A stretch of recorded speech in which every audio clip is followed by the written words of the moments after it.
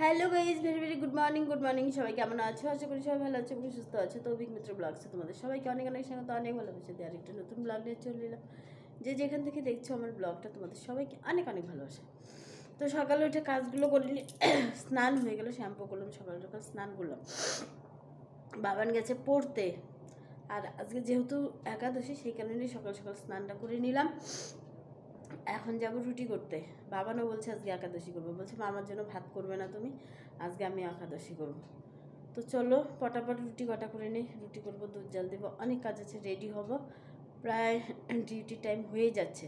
তো চলো আগে আটাটা মেখে নেই, বাবানের লেগে ওকে খাইয়ে দিতে হবে, নয়তো না খেয়েই চলে যাবে। তো চলো আগে রুটিটা করে নিই, কাজগুলো করি আগে চলো। তো আটাটা মাখা হয়ে গেছে, তো চলো এবার রুটিগুলো পাটাপাট ভেজে নেই, তাড়াতাড়ি করতে হবে, সময় হয়ে গেছে। আর বাবানও চলে এসে আজকে পড়ায়নি, তো ওকে স্নানে পাঠালাম। হ্যালো ফ্রেন্ডস, তো রেডি হয়ে গেলাম, এখন যেতে হবে ডিউটি। আর রুটি না সবগুলো করতে পারলাম না, সকালের জন্য কয়েকটা করে নিলাম, আর দুধটা জাল বসিয়ে দিয়েছি, বাবানের স্নান হয়ে গেছে, দুধটা জাল বসিয়ে দিলাম, আর কয়েকটা রুটি করে নিলাম, 5-6টা, খালি সকালের জন্য। দুপুরে এসে আবার রুটি করতে হবে, কারণ এখন আমার সময় হলো না, অলরেডি হয়ে গেছে, পার হয়ে গেছে টাইম, এখনও খাইনি, খাবো কিনা সেটাই ভাবছি। তো চলো বাবান, দুধ দিলাম, তো চলো বাবানকে একটু দুধ দিয়ে আমি বেরিয়েছি, আমার এখন সময় নেই। হ্যালো বন্ধুরা, তো লাঞ্চে চলে এসেছি, এসে ফার্স্ট রুটি কটা করে নিলাম, তখন তো সবগুলো রুটি করতে পারিনি, আর প্রচণ্ড খিদে পেয়ে গেছে। সকালে একটা রুটি খেয়ে গিয়েছিলাম, তো একে তো রুটি আমার খুব পছন্দের না, তার মধ্যে খেতে তো হবে, কোনো অপশন নেই। তো দুধটা গরম করতে বসিয়ে দিয়েছি, তোমাদের দাদাভাই এখনও আসেনি, বলে এলাম চলে এসো খাবো, তো এখনও আসেনি, আর আমার তো প্রচণ্ড খিদে পেয়ে গেছে। তো চলো দুটো রুটি খেয়ে নিয়ে খেতে হবে যখন। আর ফল আমার খেতে ইচ্ছে করে না, আঙুর, আপেল, শসা, কলা সবই রয়েছে, বাট আমার কিচ্ছু খেতে ইচ্ছে করে না, খালি দুটো রুটি হবে একটু দুধ দিয়ে। তো চলো দুধটা দেখি হলো নাকি গরম, রুটিগুলো ভেজে নিলাম, তখন তাড়াহুড়ো করে বেরিয়ে গেলাম। সকালে বাবানকে একটা রুটি দিলাম, আমি একটা খেয়েছি, আর তোমাদের দাদাভাই খেয়েছে। তো চলো খিদে পেয়ে গেছে, একটা ফোন করে নিই। তো চলে এলাম, চায় নিয়ে, চা হয়ে গেছে, 5 মিনিট চা দিতে দেরি হলে দেখো কেমন করে বলে, চা বলে ঠান্ডা হয়ে গেছে, আমি চাটা নামিয়ে খালি এসছি এদিকে। তো চাটা চলো খেয়ে নেই।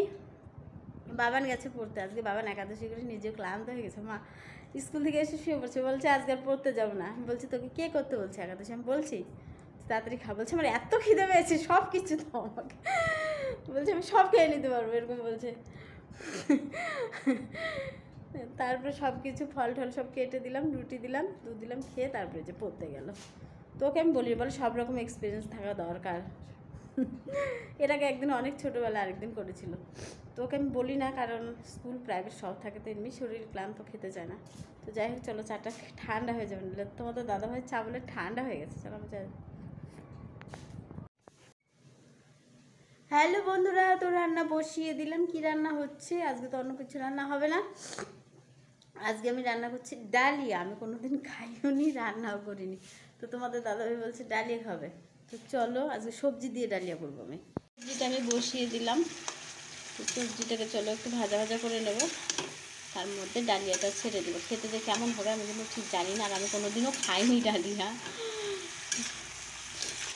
আজকে তো সব সবজি খাওয়া যাবে না, সেই কারণে আলু, ফুলকপি আর বাঁধাকপি দিয়ে দিলাম, গাজর, টমেটো এইসব তো কিছু খাওয়া যাবে না, বেগুন, সেই কারণে এটা দিয়ে করলাম। তো চলো এটা একটু ভাজা ভাজা হোক, তারপরে আমি ডালিয়াটা দিয়ে দেবো। হ্যালো বন্ধুরা, তো আমার ডালিয়াটা রান্না কমপ্লিট হয়ে গেল, তো দেখতে পাচ্ছি সবজিগুলো একদম পুরো গলে গেছে, আর আজকে তো হলুদ দেওয়া যাবে না, সেই কারণে হলুদটা দিইনি। তো চলো খেয়ে দেখি কেমন লাগে ডালিয়া।